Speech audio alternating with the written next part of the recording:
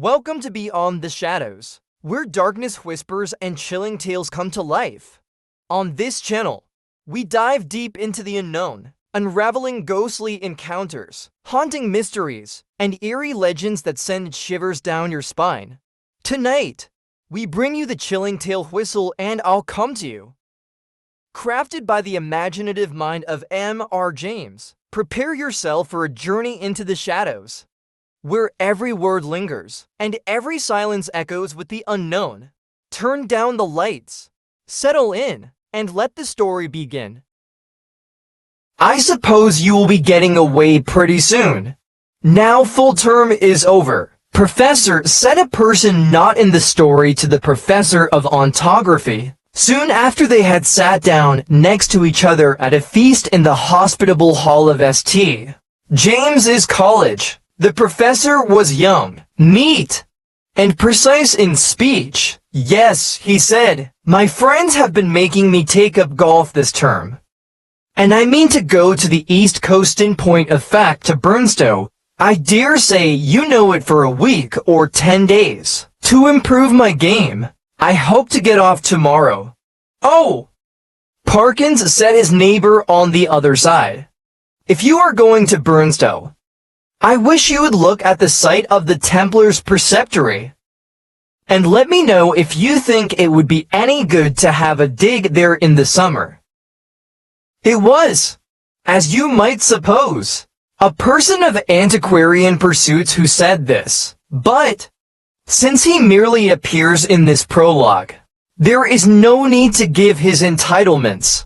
Certainly, said Parkins. The professor, if you will describe to me whereabouts the site is, I will do my best to give you an idea of the lie of the land when I get back. Or I could write to you about it. If you would tell me where you are likely to be. Don't trouble to do that. Thanks. It's only that I'm thinking of taking my family in that direction in the long. And it occurred to me that, as very few of the English preceptories have ever been properly planned, I might have an opportunity of doing something useful on off days. The professor rather sniffed at the idea that planning out a preceptory could be described as useful. His neighbor continued, the site, I doubt if there is anything showing above ground, must be down quite close to the beach now. The sea has encroached tremendously, as you know, all along that bit of coast. I should think, from the map, that it must be about 3/4 of a mile from the Globe Inn, at the north end of the town. Where are you going to stay? Well, at the Globe Inn. As a matter of fact, said Parkins, I have engaged a room there. I couldn't get in anywhere else. Most of the lodging houses are shut up in winter, it seems, and as it is, they tell me that the only room of any size I can have is really a double-bedded one, and that they haven't a corner in which to store the other bed, and so on. But I must have a fairly large room, for I am taking some books down, and mean to do a bit of work, and though I don't quite fancy having an empty bed, not to speak of two in what I may call for the time being my study, I suppose I can manage to rough it for the short time I shall be there. Do you call having an extra bed in your room roughing it? Parkins said, a bluff person opposite. Look here, I shall come down and occupy it for a bit. It'll be company for you. The professor quivered, but managed to laugh in a courteous manner.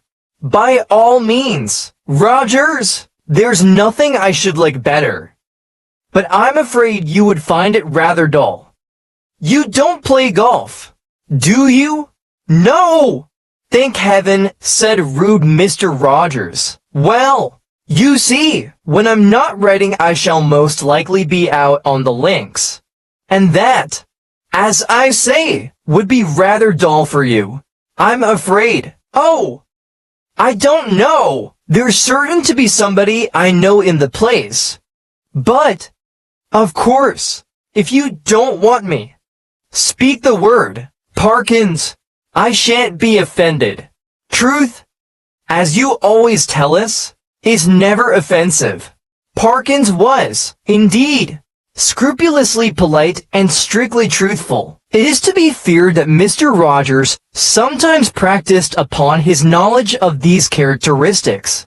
Parkins, who very much dislikes being questioned about it, did once describe something of it in my hearing, and I gathered that what he chiefly remembers about it is a horrible, and intensely horrible, face of crumpled linen. What expression he read upon it he could not or would not tell, but that the fear of it went nigh to maddening him is certain. But he was not at leisure to watch it for long. With formidable quickness it moved into the middle of the room. In Parkins's breast there was a conflict now raging, and, as it groped and waved, one corner of its draperies swept across Parkins's face. He could not, though he knew how perilous a sound was, he could not keep back a cry of disgust. And this gave the searcher an instant clue. It leapt towards him upon the instant, and the next moment he was halfway through the window backwards, uttering cry upon cry at the utmost pitch of his voice, and the linen face was thrust close into his own. At this, which for a moment or two did not allow him to answer, almost the last possible second, deliverance came. As you will have guessed, the Colonel burst the door open, and was just in time to see the dreadful group at the window. When he reached the figures, only one was left. Parkins sank forward into the room in a faint, and before him on the floor lay a tumbled heap of bedclothes. Colonel Wilson asked no questions, and himself, but busied himself in keeping everyone else out of the room and in getting Parkins back to his bed. That interval being over, wrapped in a rug, occupied the other bed for the rest of the night. Early on the next day Rogers arrived, more welcome than he would have been a day before, and the three of them held a very long consultation in the professor's room. At the end of it the Colonel left the hotel door carrying a small object between his finger and thumb, which he cast as far into the sea as a very brawny arm could send it. Later on the smoke of a burning ascended from the back premises of the Globe. Exactly what explanation was patched up for the staff and visitors at the hotel I must confess I do not recollect. The professor was somehow cleared of the ready suspicion of delirium tremens, he said, and the hotel of the reputation of a troubled house. There is not much question as to what would have happened to Parkins if the Colonel had not intervened when he did. He would either have fallen out of the window or else lost his wits. But it is not so evident what more the creature that came in answer to the whistle could have done than frighten. There seemed to be absolutely nothing material about it save the bedclothes of which it had made itself a body. The Colonel, who remembered a not very dissimilar occurrence in India, was of opinion that if Parkins had closed with it, it could really have done very little, and that its one power was that of frightening the whole thing. Well, he said, served to confirm his opinion of the Church of Rome. But there is really nothing more to tell. As you may imagine, the professor's views on certain points are less clear-cut than they used to be. His nerves, too, have suffered. He cannot even now see a surplice hanging on a door quite unmoved, and the spectacle of a scarecrow afield late on a winter afternoon has cost him more than one sleepless night. If you want the exact truth, Rogers, I was considering whether the room I speak of would really be large enough to accommodate us both comfortably, and also whether mind. I shouldn't have said this if you hadn't pressed me. You would not constitute something in the nature of a hindrance to my work. Rogers laughed loudly. Well done, Parkins, he said. It's all right. I promise not to interrupt your work. Don't you disturb yourself about that. No!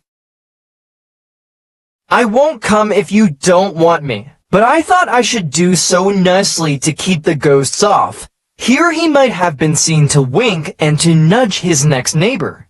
Parkins might also have been seen to become pink. I beg pardon. Parkins, Rogers continued. I oughtn't to have said that. I forgot you didn't like levity on these topics. Well, Parkins said, as you have mentioned the matter, I freely own that I do not like careless talk about what you call ghosts. A man in my position, he went on, raising his voice a little, cannot, I find, be too careful about appearing to sanction the current beliefs on such subjects.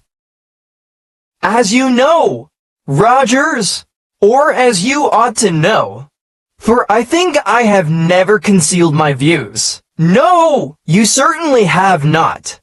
Old man, put in Rogers Sadovis. I hold that any semblance, any appearance of concession to the view that such things might exist is equivalent to a renunciation of all that I hold most sacred. But I'm afraid I have not succeeded in securing your attention, your undivided attention.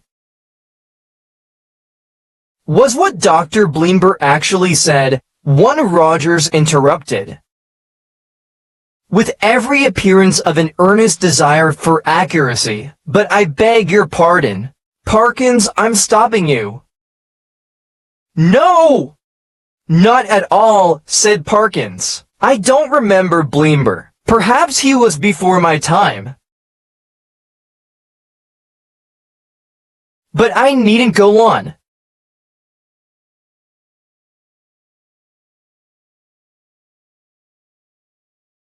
I'm sure you know what I mean. Yes.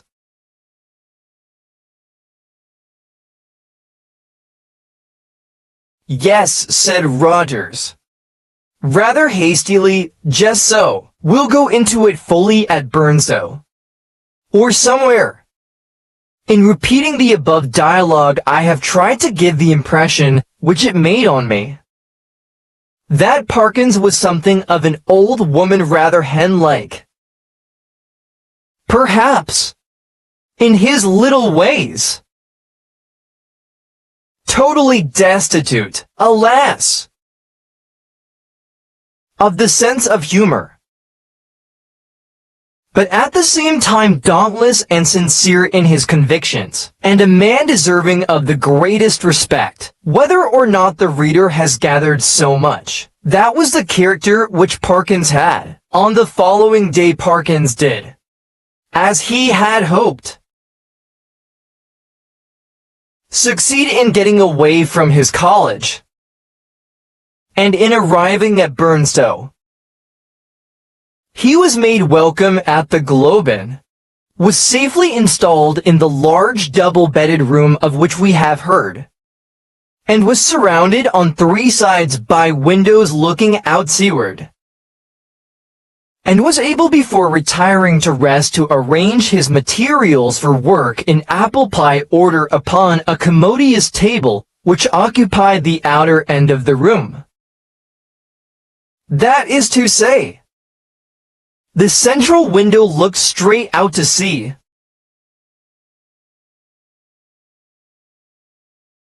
and those on the left and right commanded prospects along the shore to the north and south respectively. On the south you saw the village of Burnstow. On the north no houses were to be seen, but only the beach and the low cliff backing it. Immediately in front was a strip not considerable of rough grass, dotted with old ancas, capstans, and so forth. Then a broad path, then the beach. Whatever may have been the original distance between the Globe Inn and the sea, not more than 60 yards now separated them. The rest of the population of the inn was, of course, a golfing one, and included few elements that call for a special description. The most conspicuous figure was, perhaps, that of an ancient militaire, secretary of a London club, and possessed of a voice of incredible strength, and of views of a pronouncedly Protestant type. These were apt to find utterance after his attendance upon the ministrations of the vicar, an estimable man with inclinations towards a picturesque ritual, which he gallantly kept down as far as he could out of deference to East Anglian tradition. Professor Parkins, one of whose principal characteristics was pluck, spent the greater part of the day following his arrival at Burnstow in what he had called improving his game, in company with this Colonel Wilson, and during the afternoon whether the process of improvement were to blame or not. I am not sure the Colonel's demeanor assumed a coloring so lurid that even Parkins jibbed at the thought of walking home with him from the links. He determined, after a short and furtive look at that bristling mustache and those incarnadine features, that it would be wiser to allow the influences of tea and tobacco to do what they could with the Colonel before the dinner hour should render a meeting inevitable.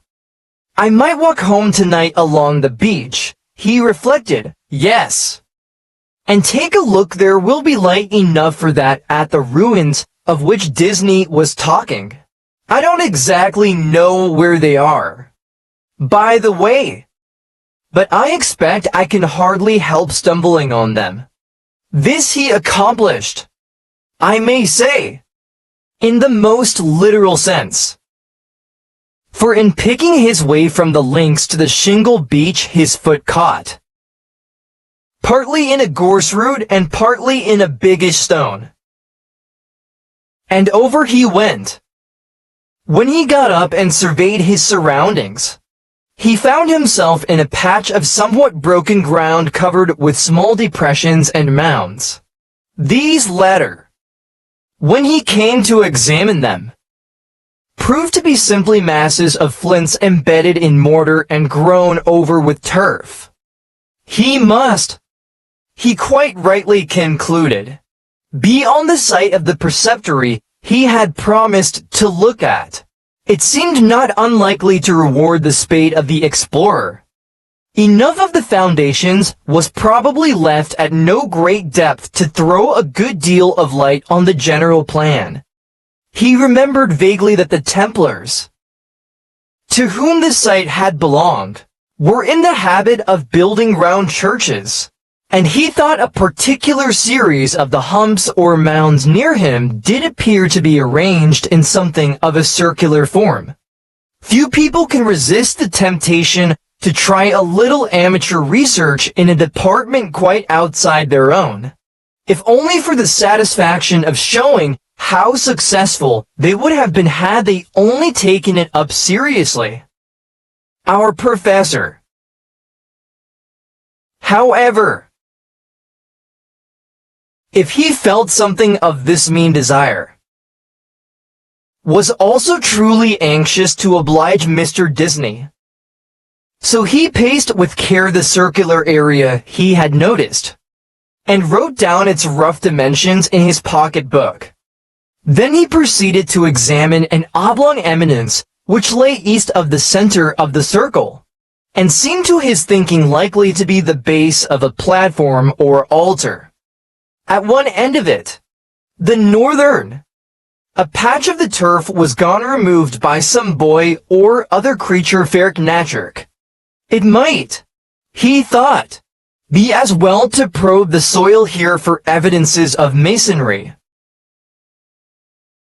And he took out his knife and began scraping away the earth. And now followed another little discovery. A portion of soil fell inward as he scraped, and disclosed a small cavity.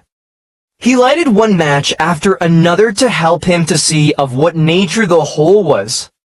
But the wind was too strong for them all.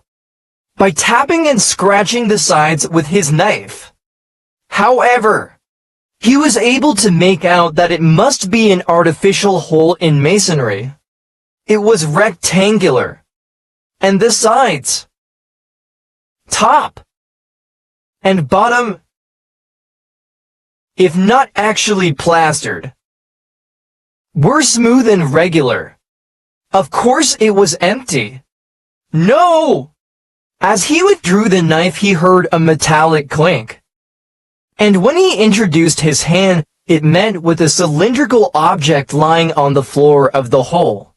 Naturally enough, he picked it up, and when he brought it into the light, now fast fading, he could see that it, too, was a man making a metal tube about 4 inches long, and evidently of some considerable age. By the time Parkins had made sure that there was nothing else in this odd receptacle, it was too late and too dark for him to think of undertaking any further search. What he had done had proved so unexpectedly interesting that he determined to sacrifice a little more of the daylight on the morrow to archaeology. The object which he now had safe in his pocket was bound to be of some slight value at least. He felt sure. Bleak and solemn was the view on which he took a last look before starting homeward. A faint yellow light in the west showed the links, on which a few figures moving towards the clubhouse were still visible. The squat Martello Tower, the lights of Aldsie Village, the pale ribbon of sands intersected at intervals by black wooden groins, the dim and murmuring sea. The wind was bitter from the north, but was at his back when he set out for the Globe. He quickly rattled and clashed through the shingle and gained the sand, upon which, but for the groins which had to be got over every few yards, the going was both good and quiet. One last look behind, to measure the distance he had made since leaving the ruined Templars' church, showed him a prospect of company on his walk, in the shape of a rather indistinct personage, who seemed to be making great efforts to catch up with him, but made little, if any, progress. I mean that there was an appearance of running about his movements, but that the distance between him and Parkins did not seem materially to lessen. So, at least, Parkins thought, and decided that he almost certainly did not know him, and that it would be absurd to wait until he came up. For all that, company, he began to think, would really be very welcome on that lonely shore, if only you could choose your companion. In his unenlightened days, he had read of meetings in such places which even now would hardly bear thinking of. He went on thinking of them, however, until he reached home, and particularly of one which catches most people's fancy at some time of their childhood. Now I saw in my dream that Christian had gone but a very little way when he saw a foul fiend coming over the field to meet him. What should I do now? He thought. If I looked back and caught sight of a black figure sharply defined against the yellow sky, and saw that it had horns and wings, I wonder whether I should stand or run for it. Luckily, the gentleman behind is not of that kind, and he seems to be about as far off now as when I saw him first. Well, at this rate he won't get his dinner as soon as I shall, and, dear me, it's within a quarter of an hour of the time now. I must run. Parkins had, in fact, very little time for dressing. When he met the colonel at dinner, he saw as much of her as that gentleman could manage reigned once more in the military bosom. Nor was she put to flight in the hours of bridge that followed dinner. F.R. Parkins was a more than respectable player. When, therefore, he retired towards 12 o'clock, he felt that he had spent his evening in quite a satisfactory way, and that, even for so long as a fortnight or 3 weeks. Life at the Globe would be supportable under similar conditions, especially, thought he, if I go on improving my game.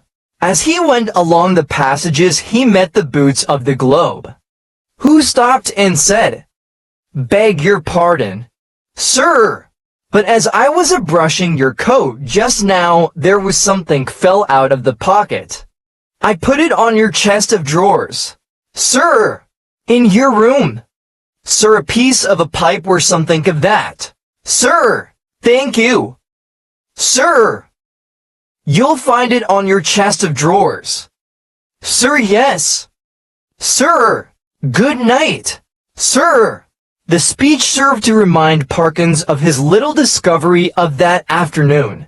It was with some considerable curiosity that he turned it over by the light of his candles.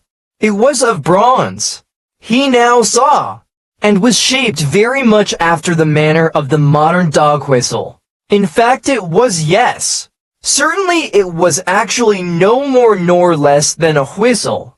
He put it to his lips, but it was quite full of a fine, caked-up sand or earth, which would not yield to knocking, but must be loosened with a knife. Tidy as ever in his habits, Parkins cleared out the earth onto a piece of paper, and took the latter to the window to empty it out.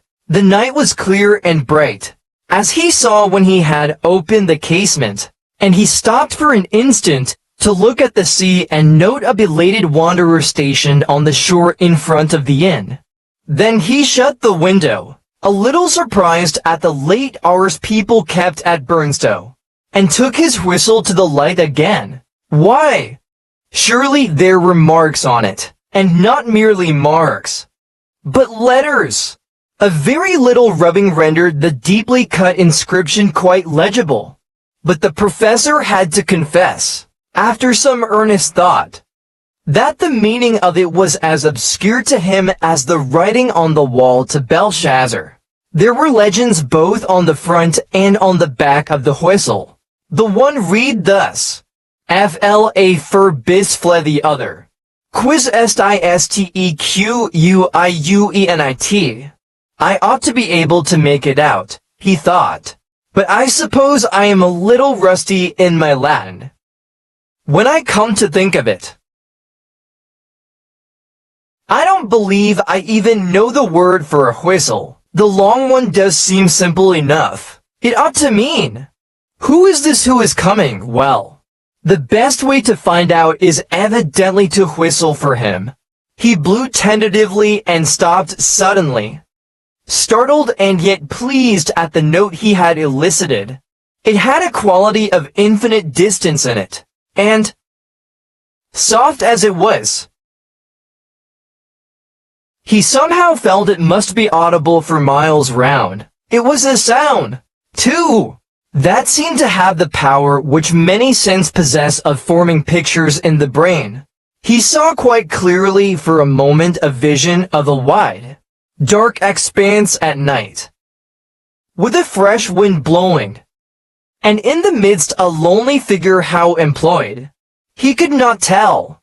Perhaps he would have seen more had not the picture been broken by the sudden surge of a gust of wind against his casement, so sudden that it made him look up, just in time to see the white glint of a seabird's wing somewhere outside the dark panes. The sound of the whistle had so fascinated him that he could not help trying it once more, this time more boldly. The note was little, if at all, louder than before, and repetition broke the illusion. No picture followed, as he had half hoped it might. But what is this? Goodness! What force the wind can get up in a few minutes! What a tremendous gust! There! I knew that window fastening was no use. Ah! I thought so. Both candles out. It's enough to tear the room to pieces. The first thing was to get the window shut. While you might count 20, Parkins was struggling with the small casement, and felt almost as if he were pushing back a sturdy burglar. So strong was the pressure. It slackened all at once, and the window banged to and latched itself. Now to relight the candles and see what damage, if any, had been done. No! Nothing seemed amiss. No glass even was broken in the casement, but the noise had evidently roused at least one member of the household. The colonel was to be heard stumping in his stocking feet on the floor above, and growling, quickly as it had risen. The wind did not fall at once.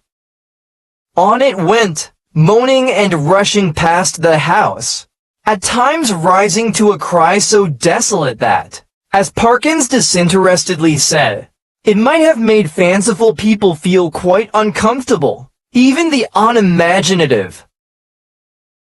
He thought after a quarter of an hour, might be happier without it, whether it was the wind, or the excitement of golf, or of the researches in the preceptory that kept Parkins awake.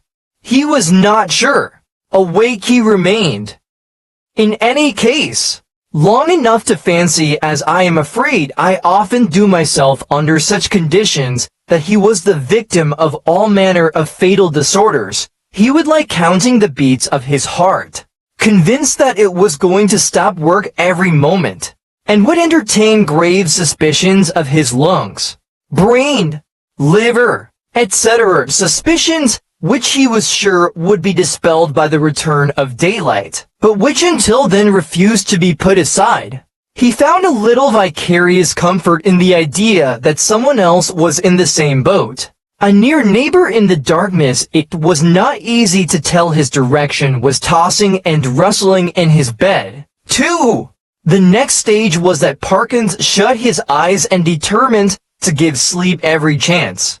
Here again overexcitement asserted itself, another form that of making pictures. Expert creed. Pictures do come to the closed eyes of one trying to sleep, and are often so little to his taste that he must open his eyes and disperse them. Parkins's experience on this occasion was a very distressing one. He found that the picture which presented itself to him was continuous. When he opened his eyes, of course, it went, but when he shut them once more it framed itself afresh, and acted itself out again, neither quicker nor slower than before. What he saw was this: a long stretch of shore shingle edged by sand, and intersected at short intervals with black groins running down to the water scene. In fact, so like that of his afternoon's walk that, in the absence of any landmark, it could not be distinguished therefrom. The light was obscure, conveying an impression of gathering storm, late winter evening, and slight cold rain. On this bleak stage at first no actor was visible. Then, in the distance, a bobbing black object appeared. A moment more, and it was a man running, jumping, clambering over the groins, and every few seconds looking eagerly back. The nearer he came, the more obvious it was that he was not only anxious, but even terribly frightened. Though his face was not to be distinguished, he was, moreover, almost at the end of his strength. On he came. Each successive obstacle seemed to cause him more difficulty than the last. Will he get over this next one? Thought Parkins. It seems a little higher than the others. Yes. Half climbing, half throwing himself. He did get over, and fell all in a heap on the other side, the side nearest to the spectator. There, as if really unable to get up again, he remained crouching under the groin, looking up in an attitude of painful anxiety. So far no cause whatever for the fear of the runner had been shown. But now there began to be seen, far up the shore, a little flicker of something like colored moving to and fro with great swiftness and irregularity, rapidly growing larger. It, too, declared itself as a figure in pale, fluttering draperies, ill-defined, There was something about its motion which made Parkins very unwilling to see it at close quarters. It would stop, raise arms, bow itself toward the sand, then run stooping across the beach to the water edge and back again, and then, rising upright, once more continue its course forward at a speed that was startling and terrifying. The moment came when the pursuer was hovering about from left to right only a few yards beyond the groin, where the runner lay in hiding. After 2 or 3 ineffectual castings hither and thither it came to a stop, stood upright, with arms raised high, and then darted straight forward towards the groin. It was at this point that Parkins always failed in his resolution to keep his eyes shut. With many misgivings as to incipient failure of eyesight, overworked brain, excessive smoking, and so on, he finally resigned himself to lay his candle, get out a book, and pass the night waking, rather than be tormented by this persistent panorama, which he saw clearly enough could only be a morbid reflection of his walk and his thoughts on that very day. The scraping of match on box and the glare of light must have startled some creatures of the night rats or what not which he heard scurry across the floor from the side of his bed with much rustling. Dear! Dear! The match is out! Fool that it is! But the second one burnt better, and a candle and book were duly procured, over which Parkins pored till sleep of a wholesome kind came upon him, and that in no long space. For about the first time in his orderly and prudent life, he forgot to blow out the candle. And when he was called next morning at 8, there was still a flicker in the socket and a sad mess of guttered grease on the top of the little table. After breakfast, he was in his room, putting the finishing touches to his golfing costume fortune had again allotted the Colonel to him for a partner when one of the maids came in. "Oh, if you please," she said. "Would you like any extra blankets on your bed?" "Sir." "Ah, thank you," said Parkins. "Yes, I think I should like one. It seems likely to turn rather colder." In a very short time the maid was back with the blanket. "Which bed should I put it on?" "Sir," she asked. "What? Why?" "That one, the one I slept in last night," he said.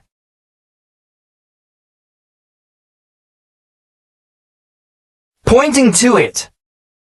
"Oh yes, I beg your pardon, sir. But you seem to have tried both of them. Leastways, we had to make them both up this morning." "Really? How very absurd," said Parkins.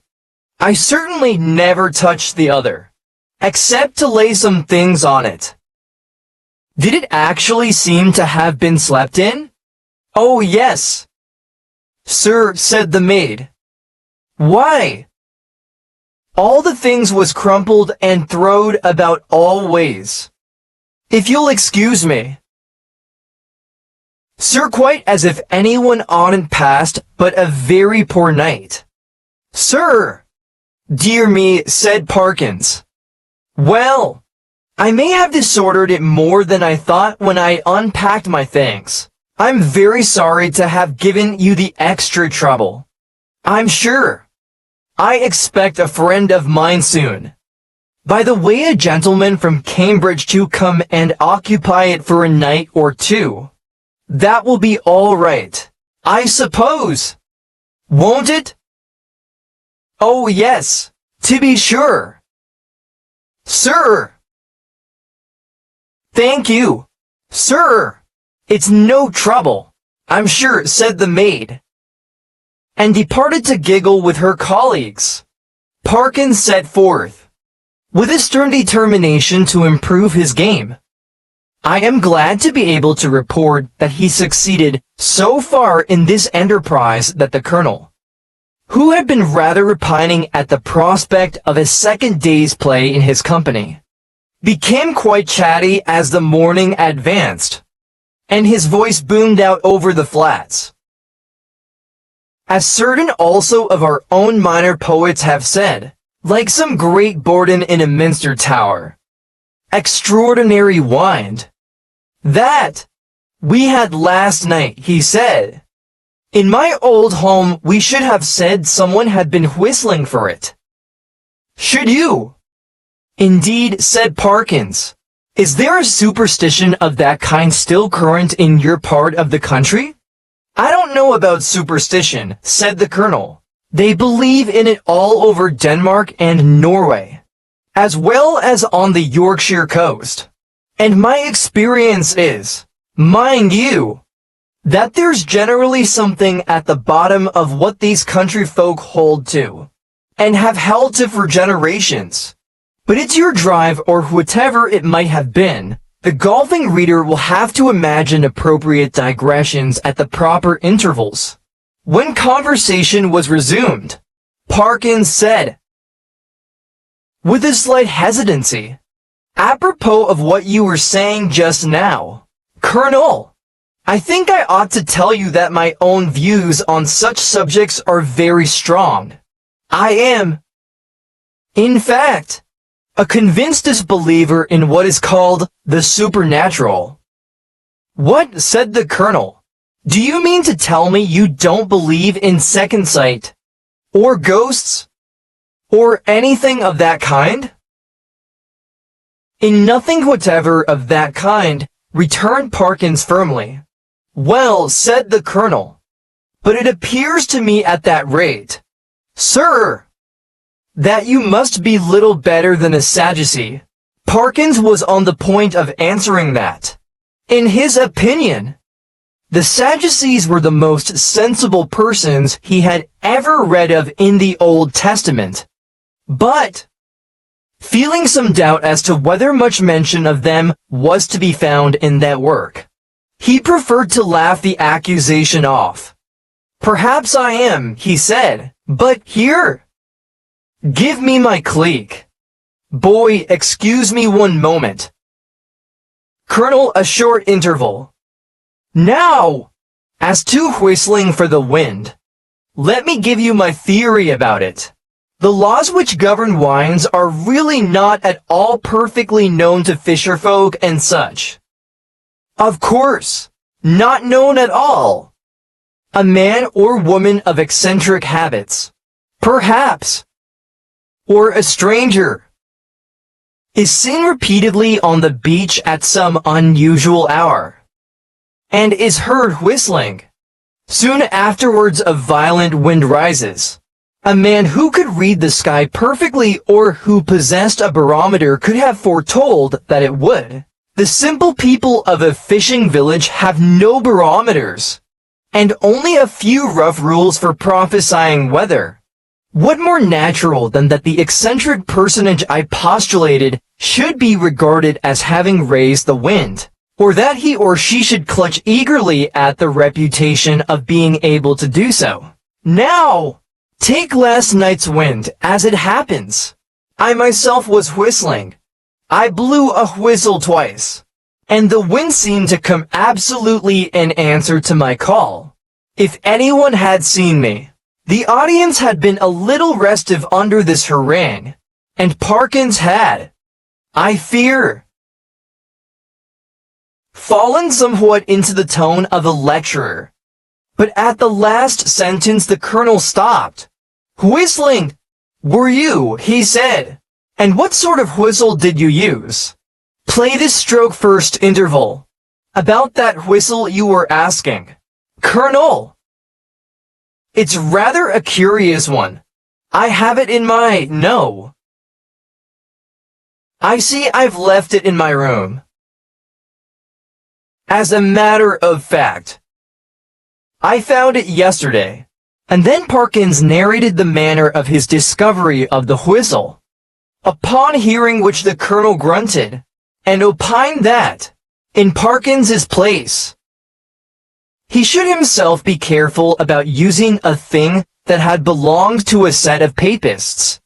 Of whom, speaking generally, it might be affirmed that you never knew what they might not have been up to. From this topic he diverged to the enormities of the vicar, who had given notice on the previous Sunday that Friday would be the feast of St. Thomas the Apostle, and that there would be service at 11 o'clock in the church. This and other similar proceedings constituted, in the colonel's view, a strong presumption that the vicar was a concealed papist, if not a Jesuit, and Parkins, who could not very readily follow the colonel in this region, did not disagree with him. In fact, they got on so well together in the morning that there was no talk on either side of their separating after lunch. Both continued to play well during the afternoon, or, at least, well enough to make them forget everything else until the light began to fail them. Not until then did Parkins remember that he had meant to do some more investigating at the preceptory, but it was of no great importance. He reflected. One day was as good as another. He might as well go home with the colonel. As they turned the corner of the house, the colonel was almost knocked down by a boy who rushed into him at the very top of his speed. And then, instead of running away, remained hanging on to him and panting. The first words of the warrior were naturally those of reproof and objurgation, but he very quickly discerned that the boy was almost speechless with fright. Inquiries were useless at first. When the boy got his breath he began to howl, and still clung to the colonel's legs. He was at last detached, but continued to howl. "What in the world is the matter with you? What have you been up to? What have you seen?" said the two men. "Ow! I seen it wive at me out of the winder," wailed the boy. "And I don't like it." "What window?" said the irritated colonel. "Come, pull yourself together, my boy." The front winder it was. "At the hotel," said the boy. At this point Parkins was in favor of sending the boy home, but the colonel refused. He wanted to get to the bottom of it. He said it was most dangerous to give a boy such a fright as this one had had, and if it turned out that people had been playing jokes, they should suffer for it in some way. And by a series of questions he made out this story. The boy had been playing about on the grass in front of the Globe with some others. Then they had gone home to their teas, and he was just going, when he happened to look up at the front winder and see it a-wiving at him. It seemed to be a figure of some sort, and white as far as he knew couldn't see its face. But it wived at him, and it warn't a right thing, not to say not a right person. Was there a light in the room? No! He didn't think to look if there was a light. Which was the window? Was it the top one or the second one? The second one. It was the big winder, what got to little uns at the sides. Very well, my boy, said the colonel. After a few more questions, you run away home now. I expect it was some person trying to give you a start. Another time, like a brave English boy, you just throw a stone. Well, no, not that exactly. But you go and speak to the waiter, or to Mr. Simpson, the landlord, and yes, and say that I advised you to do so. The boy's face expressed some of the doubt he felt as to the likelihood of Mr. Simpson's lending a favorable ear to his complaint. But the colonel did not appear to perceive this, and went on. "And here's a sixpence now. I see it's a shilling, and you be off home. And don't think any more about it." The youth hurried off with agitated thanks, and the colonel and Parkins went round to the front of the Globe and reconnoitered. There was only one window answering to the description they had been hearing. Well, that's curious, said Parkins. It's evidently my window the lad was talking about. Will you come up for a moment? Colonel Wilson? We ought to be able to see if anyone has been taking liberties in my room. They were soon in the passage, and Parkins made as if to open the door. Then he stopped and felt in his pockets. This is more serious than I thought, was his next remark. I remember now that before I started this morning I locked the door. It is locked now. And what is more, here is the key, and he held it up. Now, he went on. If the servants are in the habit of going into one's room during the day when one is away, I can only say that I don't approve of it at all, conscious of a somewhat weak climax. He busied himself in opening the door, which was indeed locked, and in lighting candles. No, he said, nothing seems disturbed, except your bed, put in the Colonel. Excuse me, that isn't my bed, said Parkins. I don't use that one. But it does look as if someone had been playing tricks with it. It certainly did. The clothes were bundled up and twisted together in the most tortuous confusion. Parkins pondered. That must be it, he said at last. I disordered the clothes last night in unpacking, and they haven't made it since. Perhaps they came in to make it, and that boy saw them through the window, and then they were called away and locked the door after them. Yes, I think that must be it. Well, ring and ask, said the Colonel. And this appealed to Parkins as practical. The maid appeared, and, to make a long story short, deposed that she had made the bed in the morning when the gentleman was in the room, and hadn't been there since. No! She hadn't no other key. Mr. Simpson, he kept the keys. He'd be able to tell the gentleman if anyone had been up. This was a puzzle. Investigation showed that nothing of value had been taken, and Parkins remembered the disposition of the small objects on tables and so forth well enough to be pretty sure that no pranks had been played with them. Mr. and Mrs. Simpson furthermore agreed that neither of them had given the duplicate key of the room to any person whatever during the day. Nor could Parkins, fair-minded man as he was, detect anything in the demeanor of master, mistress, or maid that indicated guilt. He was much more inclined to think that the boy had been imposing on the Colonel. The latter was unwontedly silent and pensive at dinner and throughout the evening. When he bade good night to Parkins, he murmured in a gruff undertone, "You know where I am if you want me during the night." "Why, yes, thank you, Colonel Wilson. I think I do. But there isn't much prospect of my disturbing you. I hope. By the way," he added, "did I show you that old whistle I spoke of? I think not. Well, here it is." The Colonel turned it over gingerly in the light of the candle. "Can you make anything of the inscription?" asked Parkins, as he took it back.